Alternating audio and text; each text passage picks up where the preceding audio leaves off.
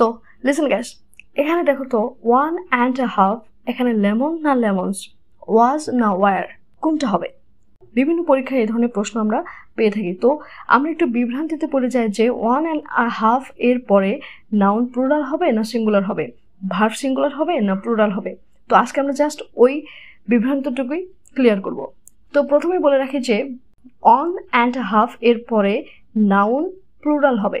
আমি আবারও বলছি 1.5 এর পরে নাউন প্লুরাল হবে, কিন্তু পক্ষান্তরে ভার্ব হবে সিঙ্গুলার। তাহলে 1.5 এখানে নাউন, লেমন যেহেতু নাউন, তো নাউন হচ্ছে প্লুরাল ফর্ম লেমনস, এবং ভার্বটি হচ্ছে দেখো ওয়াজ ওয়ার, এটার মধ্যে হচ্ছে সিঙ্গুলার ভার্ব হচ্ছে ওয়াজ। তাহলে 1.5 লেমনস ওয়াজ এনাফ, অর্থাৎ 1.5 লেবুই যথেষ্ট ছিল। ঠিক তেমনি যদি বলি 1.5 এখানে মাইল হবে না মাইলস হবে, ইজ হবে না আর হবে, তাহলে সেই ক্ষেত্রে হচ্ছে দেখো 1.5 Miles is a long way, অর্থাৎ 1.5 মাইল অনেক পথ।